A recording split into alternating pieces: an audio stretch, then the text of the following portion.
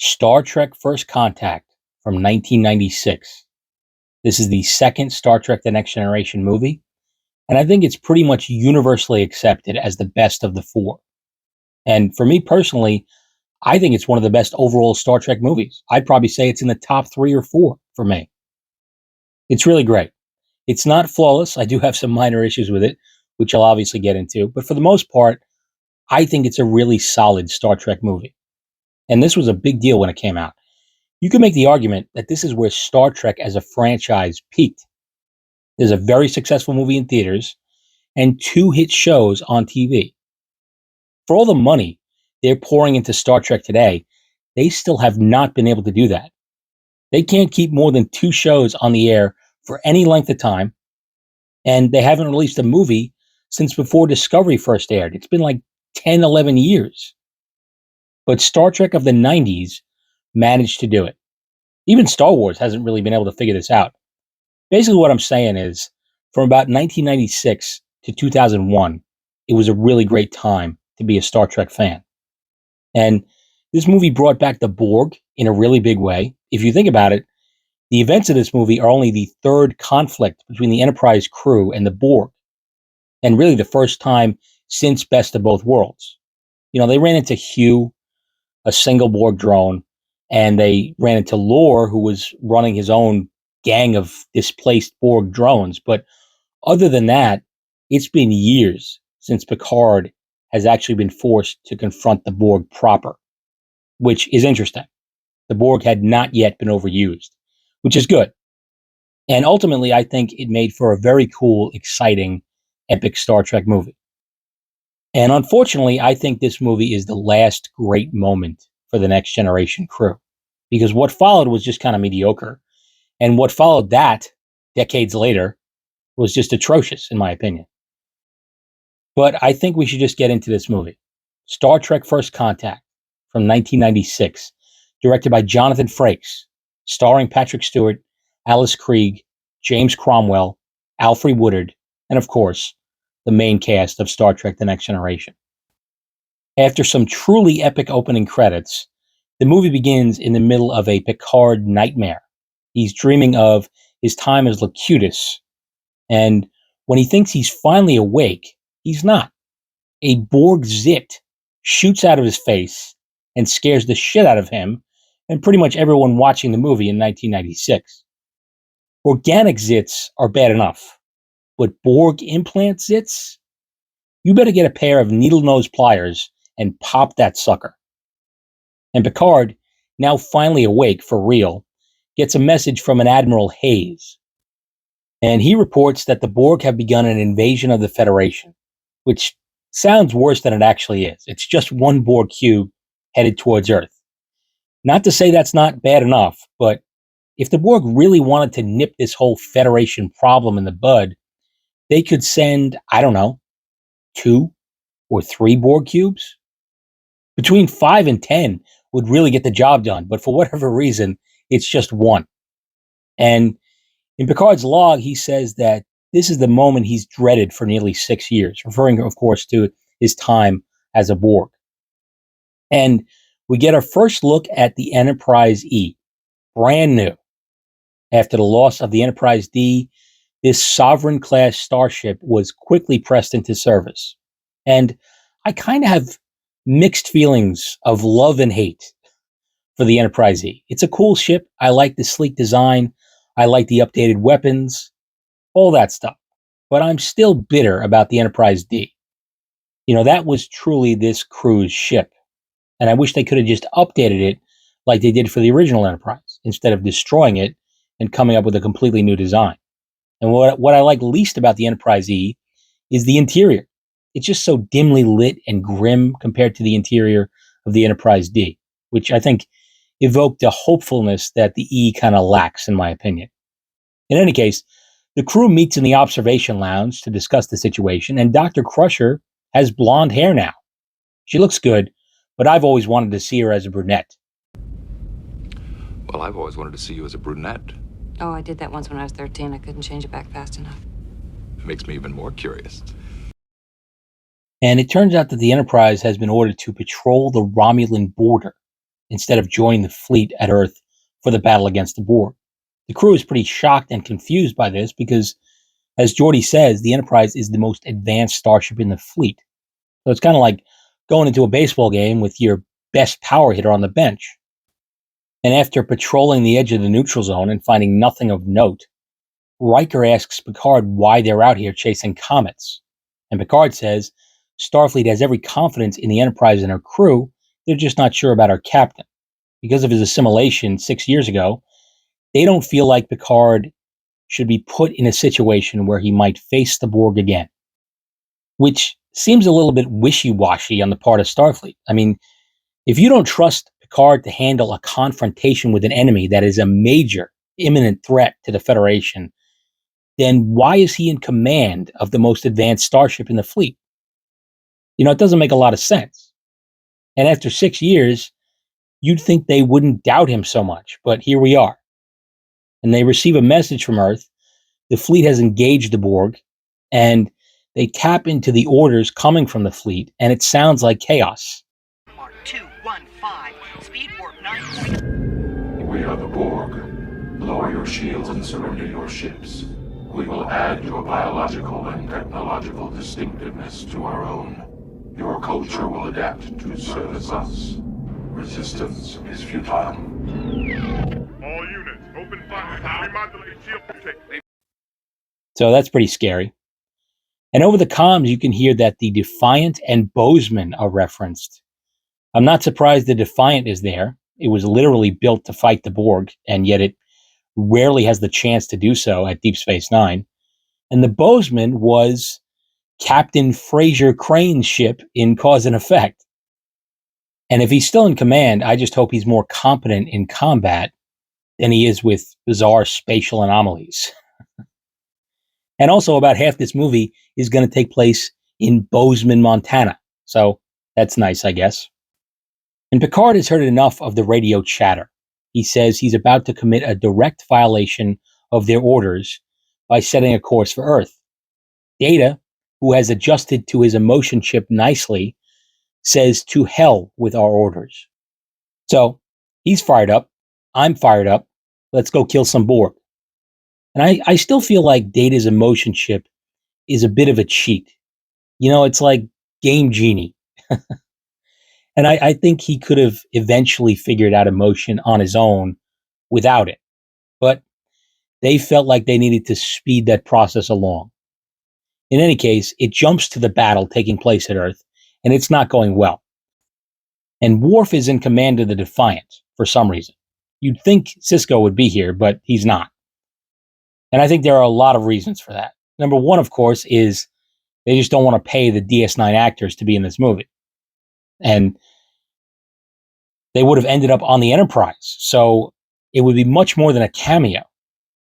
And it would probably be detrimental because Sisko and Picard would be butting heads over this entire situation. But the in-universe reason, I think, is that Sisko is just too important at Deep Space Nine right now. He's got the Dominion, the Cardassians, he's the Bajoran emissary.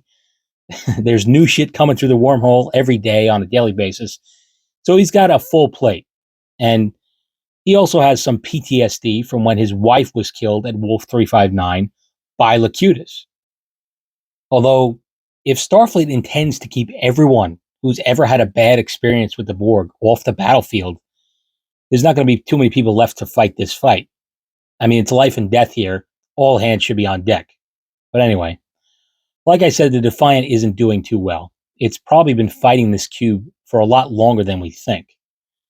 Like, it's probably been hours of this shit. So I give the ship some credit there.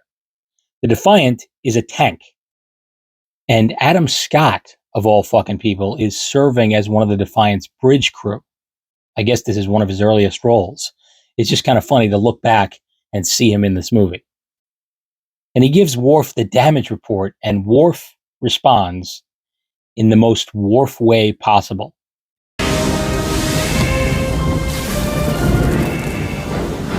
Report! Main power's offline. We've lost shields. Our weapons are gone. Perhaps today is a good day to die. Prepare for ramming speed! And I just love that. How do you not love Worf? Dying in battle is like the most exciting thing you could suggest to Worf. It's just so great. And he says, prepare for ramming speed. So he just wants to ram this tiny ship into this massive Borg cube. But before he can give the final order, Adam Scott says there's another starship coming in. And it's the Enterprise. And Worf is like, fuck yeah. Maybe today isn't such a good day to die after all. And the Enterprise completely dwarfs the Defiant, as most ships do. And Picard gives the order to beam the Defiant survivors aboard. And it's not long before Worf demands to be taken to the bridge. I have a patient here who insists on coming to the bridge. Welcome aboard the Enterprise, Mr. Worf. Thank you, sir. The Defiant. Adrift but salvageable. Tough little ship. Little. So, Worf is a little sensitive about the size of his ship, and we've all been there.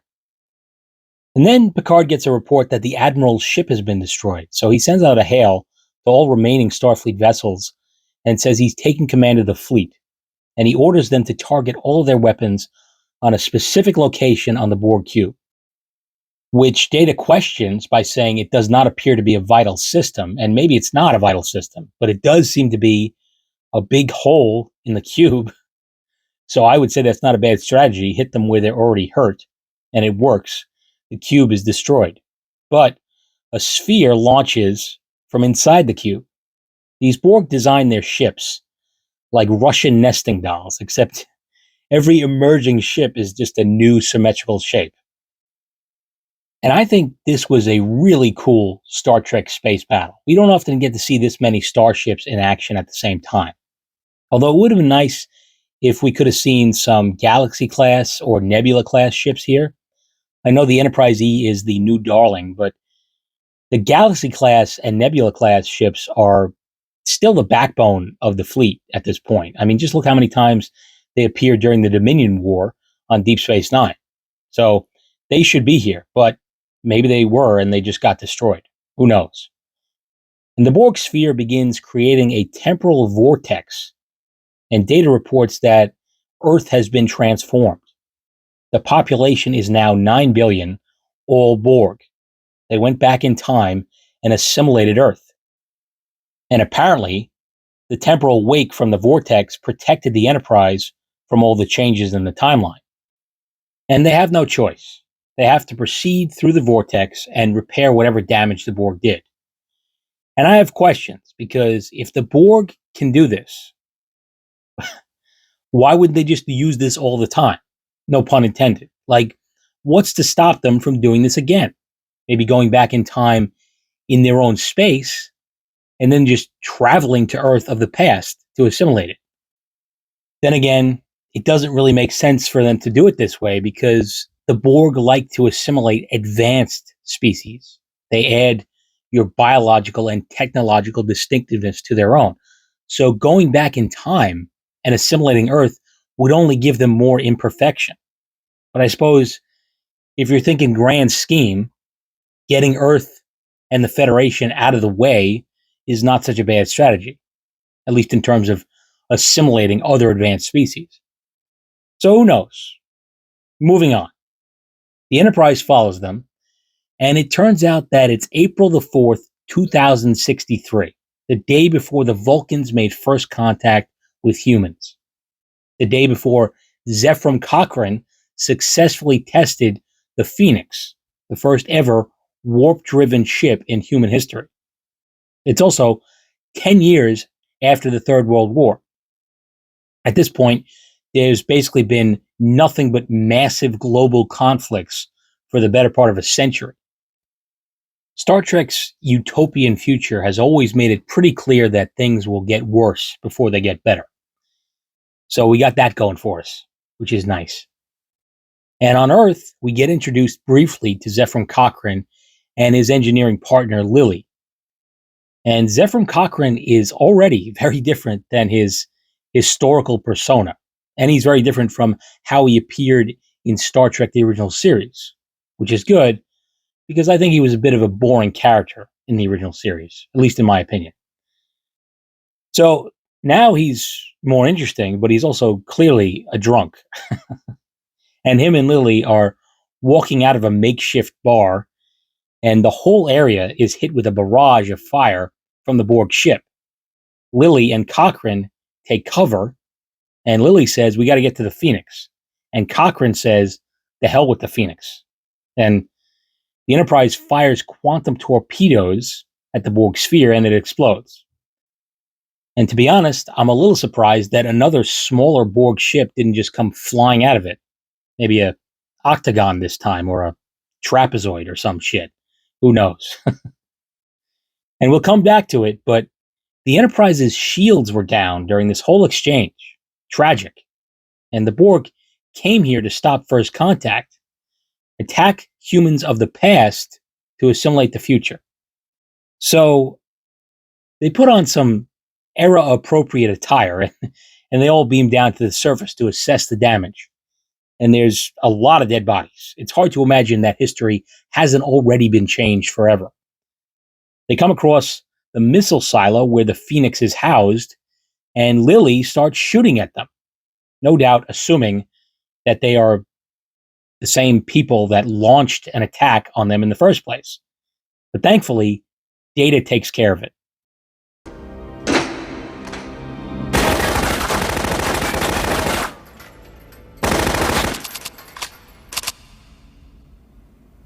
Greetings.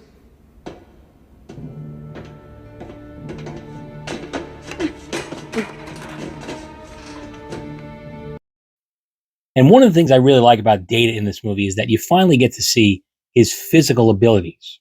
He doesn't often get to show that off in Next Generation, but here they're on full display. He's basically a superhero, and it's kind of awesome. And Lily, of course, passes out. It's radiation poisoning. I guess there's some kind of a leak somewhere. And Crusher says she has to get Lily back to the ship for treatment, and the landing party has to be inoculated. Can you inoculate for radiation? I don't really get how an injection can make you immune to radiation. That's more like some fantasy Dungeons and Dragons shit. Drink this potion and gain 10% fire resistance or whatever. So Crusher beams up with the unconscious Lily, while the rest of the landing party take a look at the Phoenix to see how bad damage is, and also to see if Zefram Cochrane is alive. Picard orders Geordi to beam down with an engineering team, and before he leaves, he tells a subordinate to stay behind and find out why it's getting so warm in engineering. In the meantime, Picard and Data marvel at the Phoenix. Data reflects on the historical irony that Dr. Cochrane would use an instrument of mass destruction to inaugurate an era of peace, because the Phoenix is designed from the hollowed out casing of a nuclear warhead. And they touch it, and Data asks if tactile contact alters Picard's perception of the Phoenix. Picard says yes. Touch can connect you with an object in a very personal way, make it seem more real. It's odd that Data doesn't know that. Just from being around humans so much over the years, he should realize that touch is kind of an important sense. And Data touches it, but he doesn't feel any different. And it's weird that his emotion chip works for some things, but not others. But maybe the sense of touch is in some ways a little more complicated for Data than the other senses. And after a couple of engineers on the Enterprise are attacked, Picard begins to hear the Borg collective once more. He contacts the Enterprise and is very concerned that the ship's temperature has risen significantly in the last hour. So Picard beams up alone, and he leaves Riker in command of the landing party. Worf reports that they've lost contact with Deck 16, and Picard orders them to seal off Deck 16 and post security at every access point. And the temperature is 39.1 degrees Celsius, the exact temperature of a Borg ship. So the Borg like it pretty warm. And Picard says their shields were down, and somehow the Borg beamed over from the sphere without being detected. But why were the shields down? Did the temporal vortex knock them out? I guess it's possible. Not that it matters, because the Borg have beamed through shields before. I mean, Even the Dominion can do that. And suddenly, all the main controls are being rerouted to main engineering. Picard orders Data to take care of it, and he does. Quickly, Mr. Data, lock out the main computer.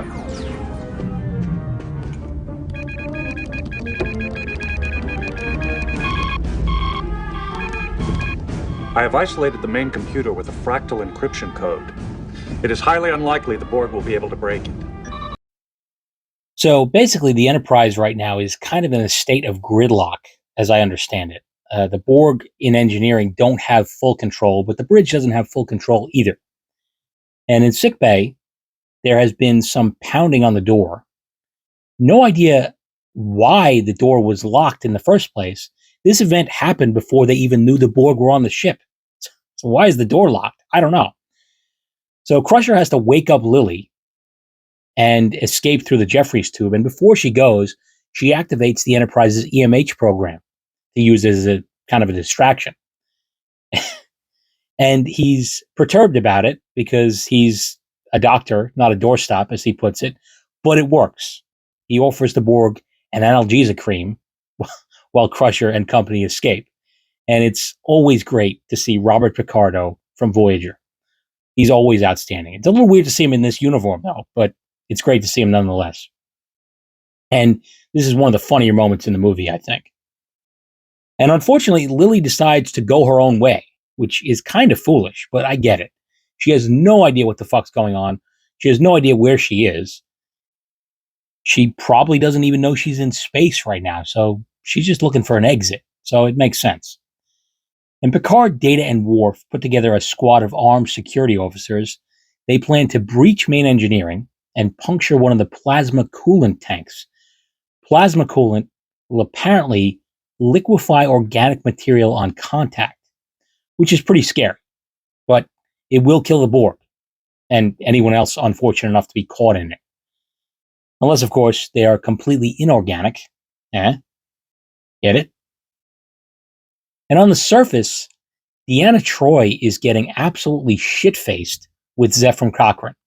She found him. They toast to the Phoenix, and Cochrane says, "May she rest in peace." So it seems like he's already given up on his warp flight. I mean, it's not like the ship is totaled or anything. He should probably take a look at it before he declares it dead. And Riker comes along and is amused to see how drunk Troi is. He suggests telling Cochrane the truth, but he's worried about the timeline. And Troi says this. I think we have to tell him the truth. If we tell the truth, the timeline... Timeline! This is no time to argue about time. We don't have the time.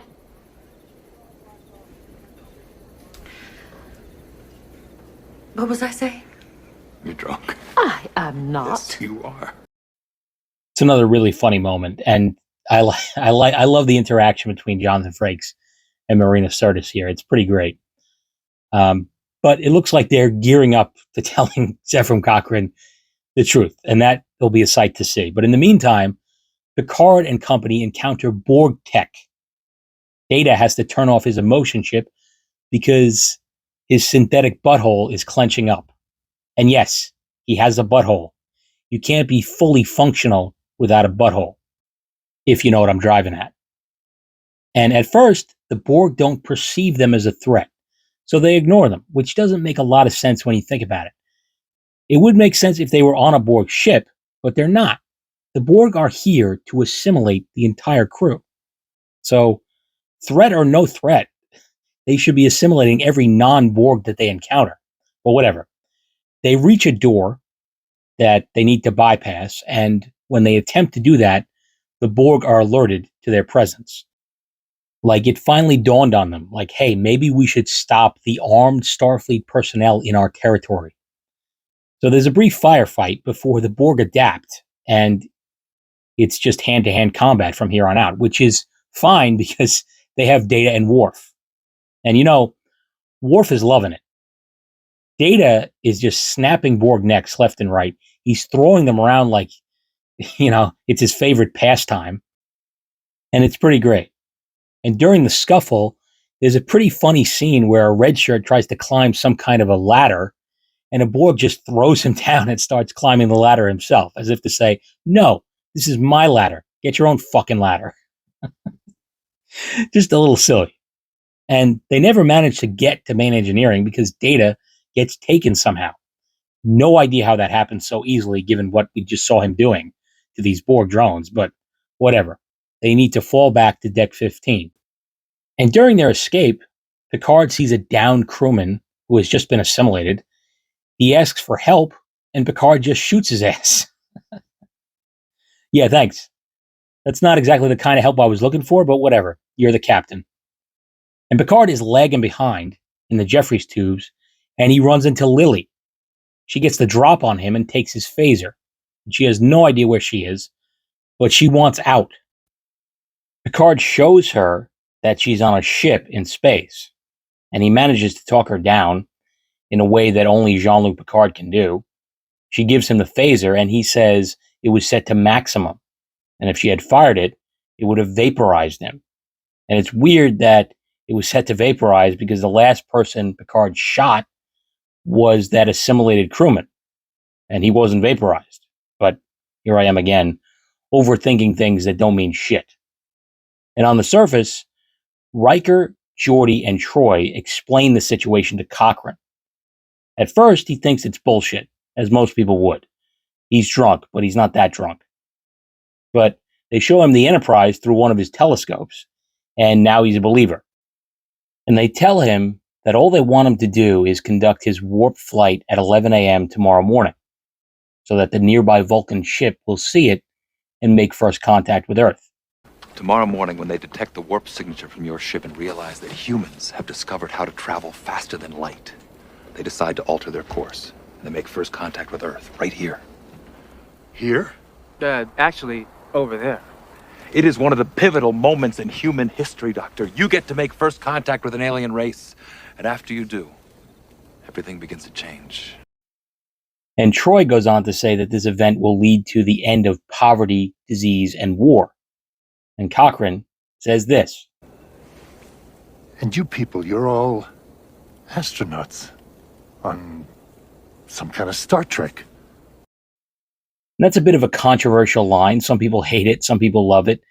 I think I'm more in the love it category just because I think it's so silly. And I think this is a lot of pressure to put on Cochrane, but he agrees to go through with it.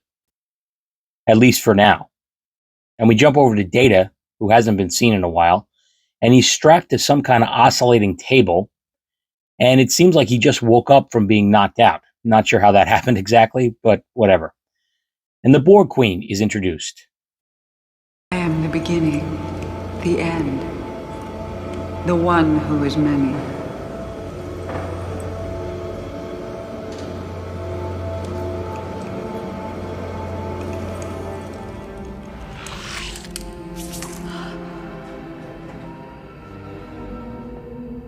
I am the Borg.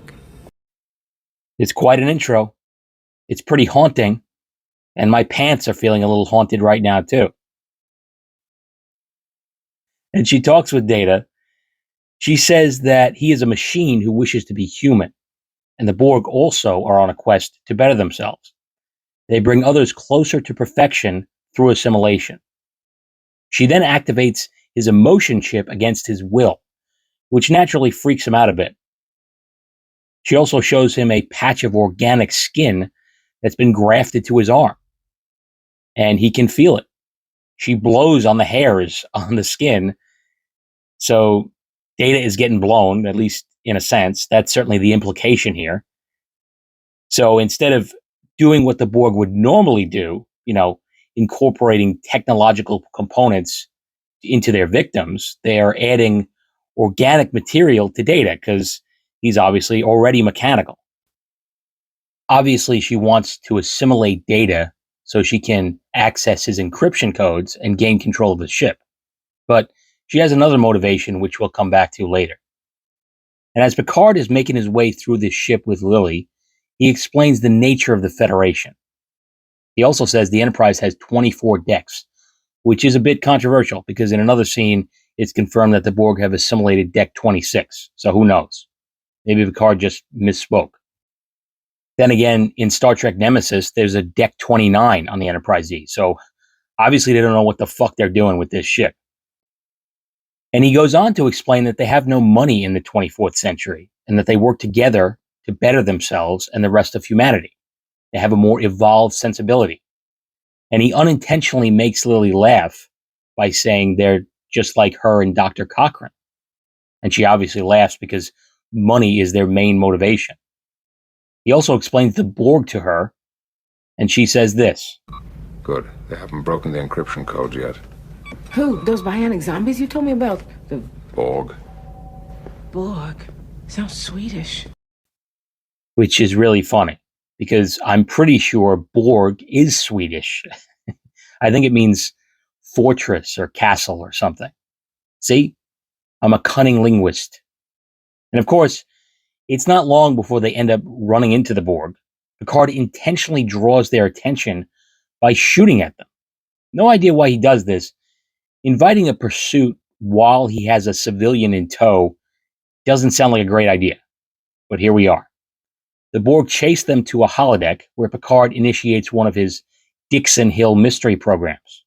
And Neelix is the maitre d' at some restaurant, which is nice. We've just got multiple Voyager actors in this movie. They didn't want to give Deep Space Nine actors a cameo, but we got a couple of Voyager actors, so that's good. And Picard confronts a holodeck character called Nicky the Nose. He's some kind of Dixon Hill villain. And he's got a metal nose, which is funny. He reminds me of Steelbeak from Darkwing Duck. I think it's just hilarious that Picard is a scholar who has read all the classics, and yet one of his favorites is a series of schlocky fictional stories about a cliche detective. It's pretty great. And he takes a Tommy gun from one of Nicky the Nose's goons, and he goes to town on these Borg drones. Thankfully, it seems like only 2 of them actually followed them into the holodeck, and Picard kills them in a rage. And Lily has to snap him out of it. So Picard is kind of losing his composure here. And he manages to kill them pretty easily because he disabled the holodeck safety protocols, which means that even a holographic bullet can kill. He plucks a Borg neuroprocessor out of one of the dead drones. It's a memory chip that will have a record of all the orders that this particular drone has been receiving from the collective. So it kind of explains why he wanted to get their attention. He wanted the neuroprocessor. Just seems like kind of a risky way to go about it. And Lily points out that the Borg he shot was one of his crew, an ensign named Lynch. And Picard shows no sign of remorse as they head for the bridge. And once again, back on the surface, Geordi and a team of engineers are helping Cochrane repair the damage to the Phoenix. And Barclay is here, which is great. It's always good to see him. And he's more than a little starstruck by Cochrane. Despite the fact that all Cochrane is doing is sneaking drinks from his shitty drunk guy flask. If you're just walking around with a shitty drunk guy flask in your pocket, you might have a problem. And Barclay shows Geordi some kind of giant twisty straw thing. He's hoping they can use it to replace the damaged warp plasma coil. And Geordi examines it with his new eyes, which are pretty cool. And it gets pretty awkward when Barclay wants to shake Cochrane's hand. Dr. Cochrane, I know this sounds silly, but can I shake your hand? Thank you, Doctor. I can't tell you what an honor it is to work with you on this project. I never imagined that I'd be meeting the man who invented warp drive. I'm sorry. Right. Thanks. Poor Barclay. He's trying. And Cochrane is a little annoyed by the Enterprise crew. And Geordi says it's just a little hero worship and that he can't blame them. So for Geordi, hero worship is fine for Cochrane, but he has no trouble blowing off Scotty completely. I don't know. I don't get it. And after Geordi tells him about this giant marble statue, Cochrane decides it's time to take a leak. And Geordi is not detecting any leak. So that's nice. I'm not detecting any leak. Don't you people from the 24th century ever pee? Oh, leak. I get it. That's pretty funny. I love that Geordi is just like looking for a problem to solve all the time, just because he's an engineer. It's like, leak? What leak? Let me fix it. It's so silly. And on the Enterprise, Picard and Lily finally make it to the bridge. Picard examines the Borg neuroprocessor, and it tells him that the Borg are planning to use the deflector dish to send a signal to the Borg in the Delta Quadrant. Not exactly sure what that will do. I mean, this is hundreds of years before TNG. Are the Borg of this era even advanced enough to reach Earth in a short enough time? Who knows? Either way, that's the plan. They want to bring more Borg drones here so they can fully assimilate Earth. And Picard says they can't get to deflector control, so they're going to have to go outside the ship for a little spacewalk. And Worf is not looking forward to it. So Picard, Worf, and Lieutenant Hawk put on spacesuits and head out. Guess which one is not coming back? And this is one of the few times in Star Trek that you get a sense of scale for the Enterprise. You can see just how big the ship really is. And as they make their way to the deflector, we jump to a scene in engineering where Data is being held by the Borg. He tries to escape, but he gets injured on his new organic flesh. It hurts him. He feels actual physical pain for the first time in his life. He also can't bring himself to remove it. The Borg Queen asks him if he's capable of physical forms of pleasure, referring to sexuality. And he says he's fully functional, programmed in multiple techniques, which is exactly what he told drunk-ass Tasha Yar 8 years, 7 months, 16 days, and 4 minutes ago. And the Borg Queen kisses Data. And this is fucking dangerous. I mean, I feel like Lita Ford sang a song about this specific moment. Yep, that's what the song is about. Kissing Borgs. I'd play some of that song for you, but once again, YouTube would come to my house and kick my ass. And I like how the Borg Queen opens her eyes to look at him, almost as if to say, yep, I got him. And how do you feel about the Borg Queen in this situation? Because I got to tell you, my brain says no. My eyes say no. My ears say no. But something else is saying yes, if you know what I'm saying. And what do you think? Did they just kiss? Or did some more shit happen here? Because I don't think you bring up multiple techniques if you're not planning on using them. Just a thought. And back on the outside of the ship, Picard, Worf, and Hawk reach the deflector dish and see that the Borg are building a beacon right on top of it. And they can't just shoot it because the explosion could destroy half the ship. They have to release the entire particle emitter manually and then destroy it. And as they're doing so, a couple of drones take notice and attack, while the others continue preparing the beacon. And the attacking drones adapt to phaser fire very quickly. It gets pretty hairy. Hawk gets assimilated by a Klingon Borg. I think it's a Klingon Borg. Not totally sure. Anyway, tragic. And Worf fights a drone with his Mek'leth knife. And Picard flies across the deck like an inebriated Peter Pan. It's pretty wacky. And as Picard is releasing the final lock, he gets attacked by the newly assimilated Hawk, who just throws a punch at Picard. Something kind of funny about a drone just punching someone. And it's weird how fast Hawk became a functioning part of the Borg collective. Because remember, that guy in the hallway wasn't fully assimilated when Picard shot him.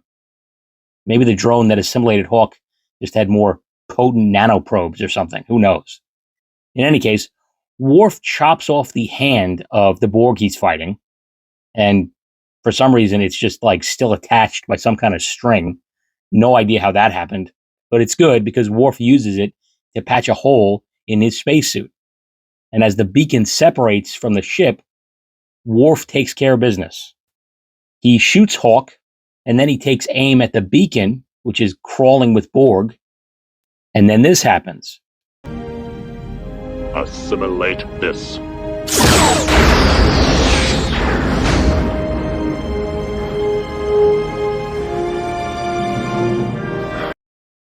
I've said it before, and I will say it again before this video ends. you have to love Worf. And while all this is going on, Riker and Geordi had to hunt down Cochrane and stun him with a phaser because, as he puts it, he doesn't want to be a statue. And I guess that's all it took, because he's back in the saddle and ready for launch. But he's still tired of hearing stories about the great Zefram Cochrane. He tells Riker that he didn't build this ship to usher in a new era for humanity. He did it for money, so he could retire to a tropical island filled with naked women.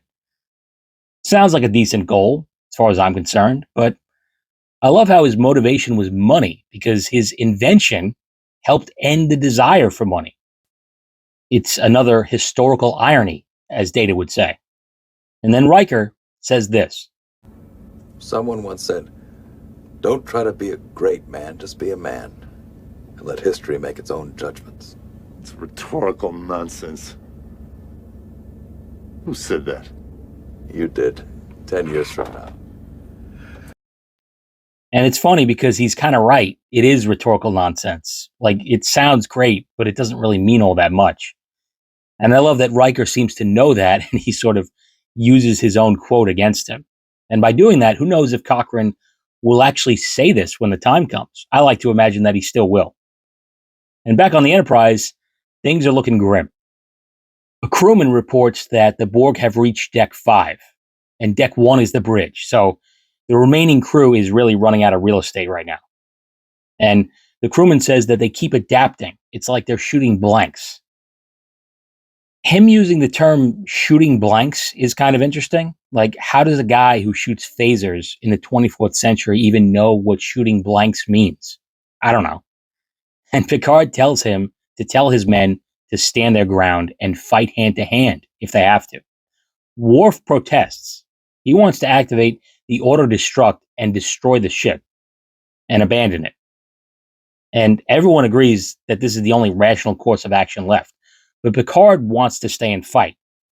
He argues with Worf about it, and it gets pretty rough. You're afraid. You want to destroy the ship and run away. You coward. Jean-Luc. If you were any other man, I would kill you where you stand. Get off my bridge. That's a really mean thing to say to a Klingon. You can't just call a Klingon a coward without someone dying over it. And if Worf is suggesting that they evacuate the ship and destroy it, then you know it's serious. Because he probably doesn't like the idea either. But it's the smart move. Worf is ready to die in battle at any moment. But he's not willing to sacrifice the lives of his friends and comrades. And that's just another great reason to love Worf, in my opinion. I know this whole video is basically like the praise Worf video, but I think he really is great in this movie. But Picard disagrees with that strategy, so the crew has to carry out his orders. That's all there is to it. But fortunately, Lily is not a member of his crew. She could talk to him however she wants, and she does. And Picard explains his experience in the Borg Collective. He says he has a unique perspective on the Borg, and he knows how to fight them. That's how he puts it. But the truth is clear. Lily says the Borg hurt you, and now you want to hurt them back. And she points out that his so-called evolved sensibility was nowhere to be found when he was going to town on poor Ensign Lynch. And she says that Captain Ahab has to go hunt his whale, which gives Picard pause for a second, but then he doubles down and says it's not about revenge, it's about saving the future of humanity. And then he smashes a glass case with all these Enterprise models in it. And then he says this. They invade our space, and we fall back. They assimilate entire worlds, and we fall back. Not again. The line must be drawn here! This far, no farther! I will make them pay for what they've done! It's easily the most quoted line from this movie, and one of the most quoted lines in all of Star Trek. Mostly because of the way he says it. The line must be drawn here! Here! It's almost like the way James Hetfield from Metallica would say it. Here! Anyway, it's also funny that he's talking about this Borg conflict like it's a war that's been going on for years. You know, he's talking about falling back like they've had multiple conflicts with the Borg, and that's just not true. But anyway, where are we? Oh, yeah. Lily says, "You broke your little ships," which is kind of hilariously condescending given what just happened. And Picard starts coming to his senses a little bit. He quotes Moby Dick, which is, of course, what Captain Ahab is a reference to. And Lily says, "Actually, I never read it." So that's pretty funny. But it also serves as an excuse for Picard to explain the nature of Ahab's demise in the book to the audience, in case they aren't familiar with it. So thanks to Lily, Picard is finally understanding the parallels here, and he agrees to let go of his need for revenge and destroy the Enterprise. I don't understand why he doesn't see this as having his cake and eating it too. I mean, yeah, he loses the Enterprise, but the Borg will be destroyed. He'll win. It could still be his revenge. It's just not the satisfying revenge that he was hoping for. And believe me, I get the need for revenge. I'm half Italian, and Italians are so good at revenge that they had to invent a whole nother word for it. Vendetta. You know, it's like regular revenge just wasn't strong enough for the kind of rage that the Italian people feel sometimes. But even with that, sometimes you just got to let go. So Picard, Crusher, and Worf enter the command codes and initiate a 15-minute auto-destruct sequence. And Picard orders everyone to the escape pods. Crusher says, "So much for the Enterprise E." And Picard says there's plenty of letters left in the alphabet, which is true, but the next one would be F. And no one really wants to be the captain of the Enterprise F. And Picard apologizes to Worf for some of the things he said earlier. I regret some of the things I said to you earlier. Some. As a matter of fact, I think you're the bravest man I've ever known. Thank you, sir. See you on Gravette Island. So that's a really nice moment between these two. I love it. I think Worf is a really great character. I'm sort of, praising Worf again in this video, but I just love his unwavering loyalty. And there's just something about being ready to fight to the death at any moment that I really appreciate. But Picard says something strange. He says goodbye to Worf, and he says, "See you on Gravette Island," which is something I sort of question ever since I was a kid, because there is no real Gravette Island. It's made up for this movie. And the name Gravette makes me think of Marianne Gravette, who was a model and Playboy playmate in the 80s, as well as being on the cover of Invasion of Your Privacy, an album by the band Rat. And you could already see why Rat never became as huge a success as some of their contemporaries, like, say, Def Leppard or Van Halen. You got a super attractive model, Playboy playmate, and you put her on the cover of your album, but what is she doing? She's putting on socks. Or maybe she's taking them off. I don't know. Either way, it doesn't exactly say, "Hey, buy this." And the band has better hair than she does anyway. In any case, I think we can assume that Gravette Island is not named after her. So this whole train of thought is nonsense. You can always count on a weird tangent when I do these videos. I try to stay on topic, but, every now and then I stray. So I apologize. Anyway, the Phoenix is finally ready to fly. Geordi and Riker are going with Cochrane, which is interesting. That alone sounds like it would change history quite a lot. Like, here's Zephram Cochrane and these two other guys who flew a warp ship for the first time. I don't know. I guess they have to remain anonymous. And they begin the ignition sequence, and Cochrane takes out the weirdest looking CD I've ever seen. It plays one song, and it's Magic Carpet Ride by Steppenwolf. And it's a very sped up version of that song, which I guess makes sense for the scene. But Riker tells him to turn it down, which, okay. Sorry, it's not jazz, Riker. I mean, if it was jazz, he'd be all about it.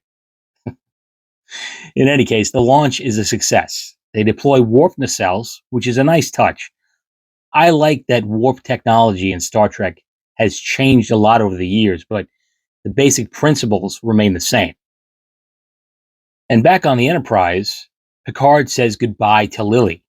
She boards her escape pod, and Picard tells her that the crew has orders to find a quiet corner of North America and stay out of history's way, which is interesting. Does that mean that Gravette Island is part of North America? Who the fuck knows? Doesn't matter. This video is long enough as it is. And Lily is concerned because she reads Picard's face and realizes that he's not leaving. He says he needs to stay behind to help his friend, referring to Data. And it's really strange that there has been absolutely no mention of Data at all by any of the crew since he was captured. Saving him just really has not been a priority for anyone up until now. And Lily says this. Lily, when I was held captive on the Borg ship, my crew risked everything to save me. There is someone still on this ship, and I owe him the same.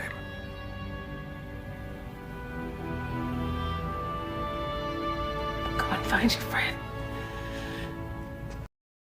And the way she says that line has always kind of bothered me a little bit. It's a little dismissive.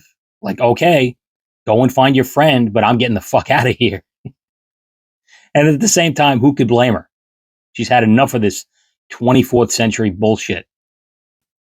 And the escape pods launch, it's a really cool sequence, but it's almost impossible to imagine that this is going completely unnoticed by the people of Earth. I mean, they must still have some people watching the skies, right? 40 escape pods are about to breach Earth's atmosphere and nobody is aware of it. Anyway, moving on. Picard makes it to main engineering and he meets the Borg Queen.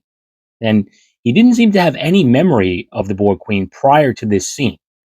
But as he speaks to her, all the memories come flooding back. It's all coming back! It's all coming back! I hate you! It's all coming back, you understand? I don't like it! I don't like to think about it! That's basically how I feel when someone brings up Star Trek Picard. But anyway, Picard says that the Borg ship that he was on as Locutus was destroyed, so she couldn't have really been there. And the Queen says, you think in such three-dimensional terms. So it seems like she wasn't actually there, just in his head, which would make sense.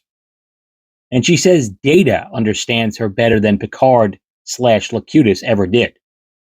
And Picard finally realizes that he was much more than just a Borg general. The Queen wanted a counterpart, someone who would give himself freely to the Borg. But he resisted more than he originally thought. And the Queen balks at this, but it seems to be the truth.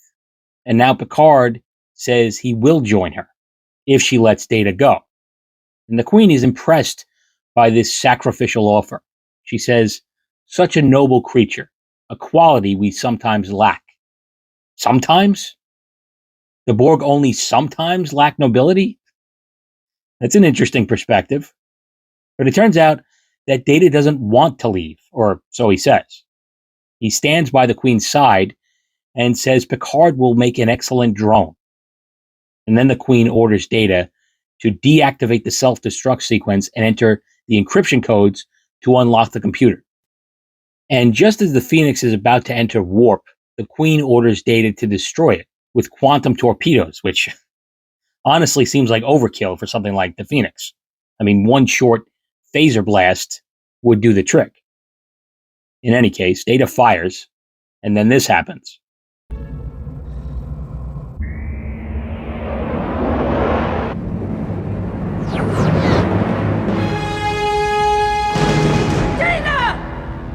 Resistance is futile.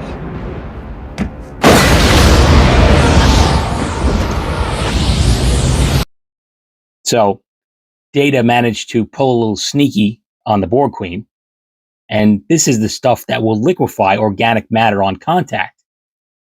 I don't know. Maybe they ought to keep it in something a little stronger than glass or transparent aluminum or whatever it is. Just seems a little volatile to be out in the open like that. And except for the patches of real flesh, it's harmless to Data. But Picard and every Borg in the room are in imminent danger right now.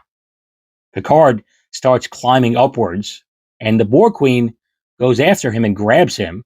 I love that the look on her face. It's like she's saying, shit, I guess I better start climbing too. And she grabs Picard. Seems like she's going to cause him to fall. But then Data comes out of this massive fart cloud and saves him by killing the Borg Queen. She melts inside the fart cloud. And it's fairly gruesome for a Star Trek movie. And then the smoke clears, literally. All the Borg drones died once the Borg Queen went down. And Picard finds her remains. Seems like she's clinging to life somehow. And he breaks the metallic neck and ends her once and for all. Well, at least until the next time we see her. I'm also not sure why breaking her neck is the final blow that kills her. Like, why does a cybernetic spinal cord work the same way as a human's? Who knows? And Data is also okay. His organic skin is gone, but other than that, he's fine. And he says he imagines he looks worse than he feels. And he kind of laughs as he says it. He also says the Borg Queen brought him closer to humanity than he ever thought possible, and that for a time, he was tempted by her offer. 0.68 seconds, sir. For an android, that is nearly an eternity.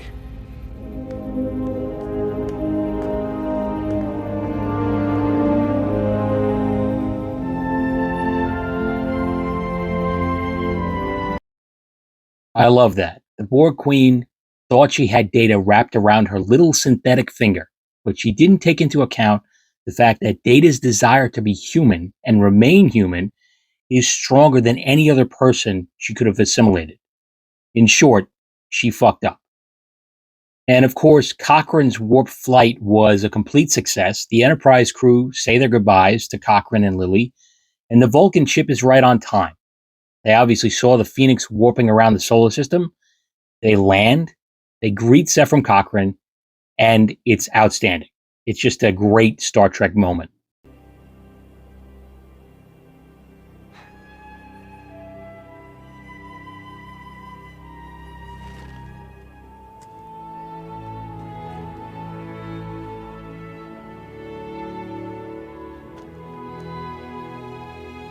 Thanks. Just perfect, in my opinion. I mean, this right here is kind of the origin of Star Trek. The seed of the United Federation of Planets is planted right here. It's really great. And I love how the Vulcan salute becomes a handshake. It almost ties back into Data learning that tactile contact means something. It's really well done. And Picard says one final goodbye to Lily and beams up with the rest of the crew. They manage to recreate the temporal vortex with the timeline now fully restored. They head home, hopefully to a hero's welcome. And Cochrane introduces the Vulcans to music, or at least human music. But despite their differences, it's the beginning of a beautiful friendship. And that's the movie. And as I said, overall, I think it's a great Star Trek movie. I don't think it's as good as Wrath of Khan or Voyage Home or Undiscovered Country, but I'd put it right behind those three. And I might even be more partial to it than Undiscovered Country. So I might even say it's my third favorite Star Trek movie. And clearly, the best of the Next Generation movies. I don't think there's really any debate about that. But if you feel differently, let me know. And First Contact is always going to hold a special place in my heart because I saw it in the theaters in 1996 with my best friend Tom from the Tom and Ed show. We were like 12 at that point. We saw it at the Broadway Mall on Long Island. And for some reason, my grandparents insisted on going with us. I don't know why. We had already seen tons of PG-13 movies on our own at that point. So it's not like we needed a chaperone. And it's not really the kind of movie that my grandparents would like. I don't even think they've seen a sci-fi movie at that point, let alone a Star Trek movie. But They came with us. And when Tom's dad asked my grandpa how he liked the movie, my grandpa responded by saying, "We were out in space," which still makes me laugh to this day. So I'm always going to be pretty forgiving of this movie. But despite that, it's not without flaws. I think my biggest issue with the movie, aside from the complexities that go along with time travel, is the Borg Queen.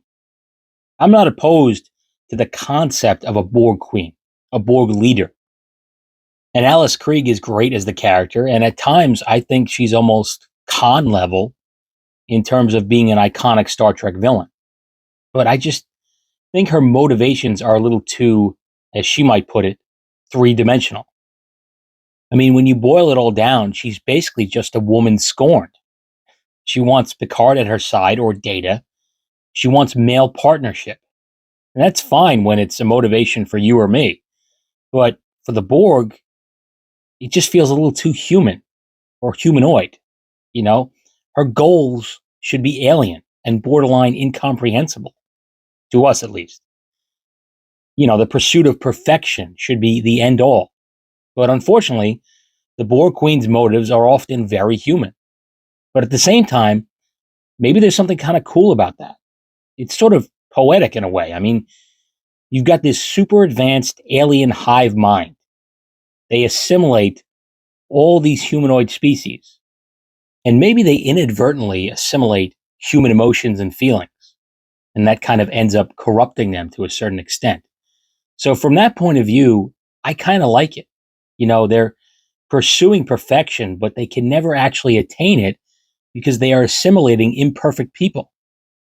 And a part of me kind of likes that. But nevertheless, you can see that I'm still kind of on the fence about the whole concept.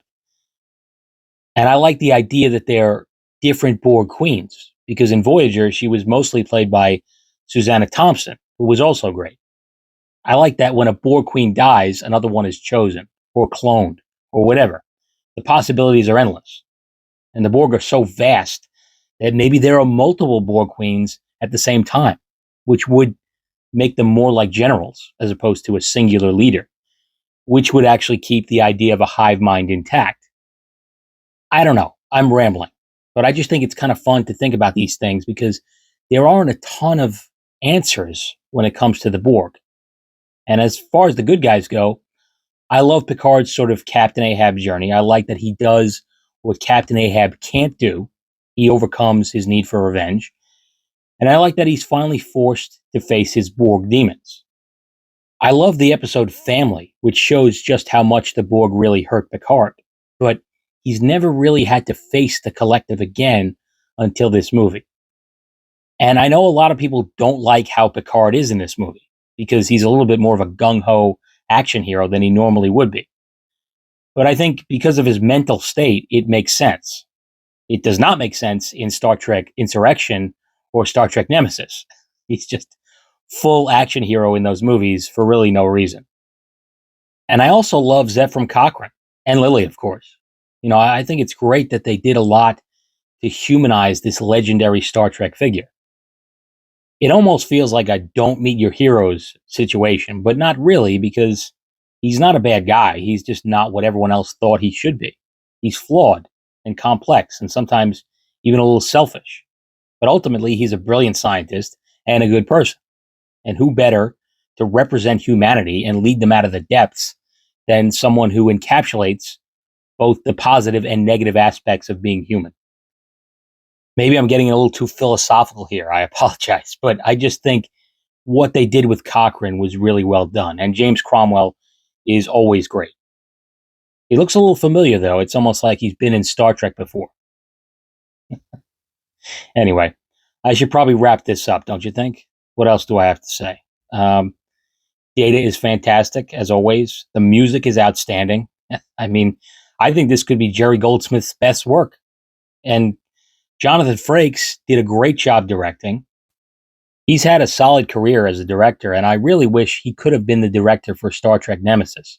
I don't think it would have saved the movie. It's not like it saved Insurrection, but I think Nemesis would have been a lot better with Jonathan Frakes running the show. Just my opinion. Anyway, That's enough yapping, I think. That's about all I got for now. Let me know what you think of Star Trek First Contact. Are you with me? Or do you think I'm way off on any of the things I said? Let me know. I appreciate your feedback as always. And the next movie after this, of course, is Star Trek Insurrection. I'm hoping the video for that won't be as long as this or the one I did for Generations. I feel like it shouldn't be because I just think there's not a ton of shit going on in Insurrection, but we'll see. I'm going to try to pull back a little bit on the babbling. But anyway, that's about all I got for now. So until next time, take it easy.